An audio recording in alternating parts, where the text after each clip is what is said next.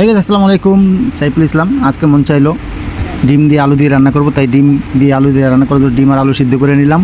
সিদ্ধ করে শেষে আমি ডিমটা তুলে রাখলাম আর আলুটাকে মশলা টশলা দিয়ে এইভাবে চুলায় বসিয়ে দিলাম। তো আলুর কালারটা এত সুন্দর চলে আসছে।